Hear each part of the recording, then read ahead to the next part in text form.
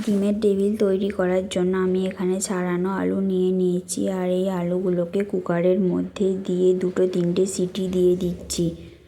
আর এখানে ভাজা মশলা তৈরি করার জন্য আমি এখানে কড়াই বসিয়ে দিয়েছি 4টে শুকনো লঙ্কা, একটা দালচিনির টুকরো, 4টে এলাচ, অল্প একটু জিরে আর অল্প একটু মৌরি। সবগুলোকে ভালো করে একটু নাড়াচাড়া করে নিতে হবে। তারপর আমি ওই কড়াইয়ের মধ্যে সাদা তেল দিয়ে দিয়েছি, তার মধ্যে দিয়েছি আদা বাটা, রসুন কুচি, লঙ্কা কুচি, পেঁয়াজ কুচি। পেঁয়াজটাকে ভালো করে একটু নাড়াচাড়া করে নিতে হবে, আর যাতে পেঁয়াজটা তাড়াতাড়ি সিদ্ধ হয়ে যায় তার জন্য আমি এখানে দিচ্ছি অল্প একটু নুনের সাথেও ভালো করে মিশিয়ে নিতে হবে। এরপরে মশলাগুলো একে একে দিয়ে দিচ্ছি হলুদ গুঁড়ো, রঙের জন্য দিচ্ছি কাশ্মীরি লঙ্কা গুঁড়ো, জিরে গুঁড়ো আর দিচ্ছি ধনে গুঁড়ো।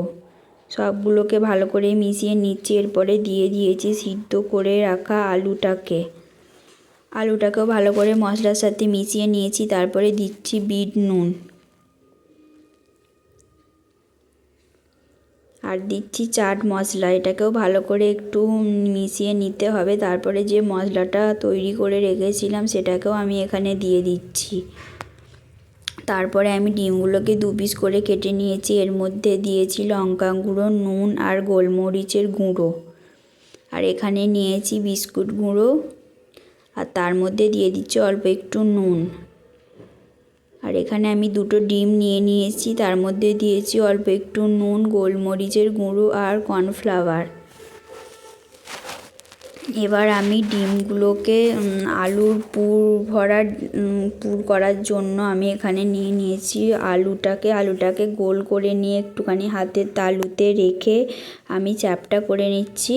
তারপরে ডিমগুলোকে আলুর মধ্যে দিয়ে ডিমটাকে পুরো আলুর পুরে ঢাকা দিয়ে দিচ্ছি।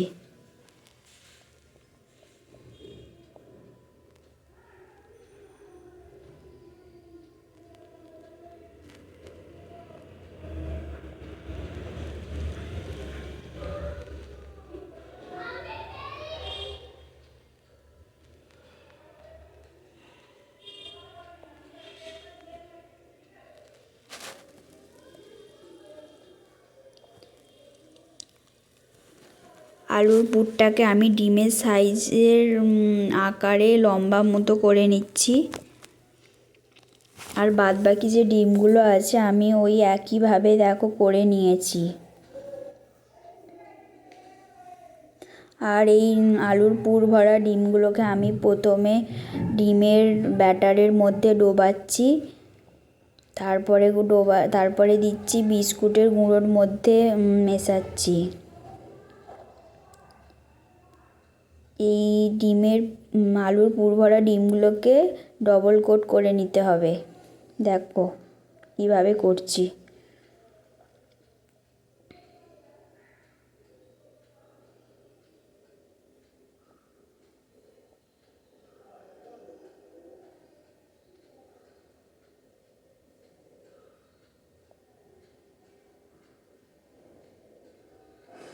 দেখো কত সুন্দর হয়ে গেছে।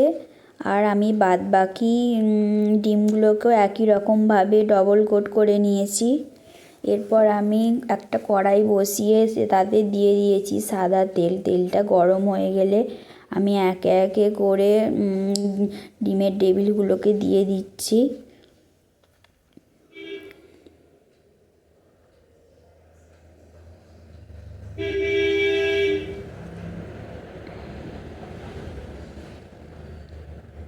তারপর ভালো করে নাড়াচাড়া করে লাল লাল করে ভেজে নিতে হবে, যাতে খেতে খুব সুন্দর হয়, কড়মড়ে হয়।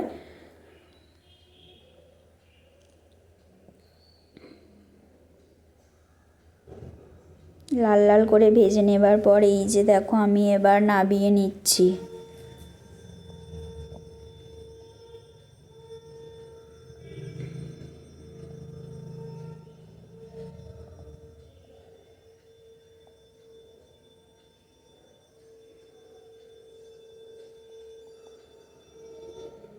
আমাদের তৈরি হয়ে গেছে ডিমের ডেভিল রেসিপি। কেমন হয়েছে তোমরা অবশ্যই কমেন্ট করে জানাবে, আর লাইক করতে ভুলবে না, আর চ্যানেলটা আমার সাবস্ক্রাইব করে দেবে।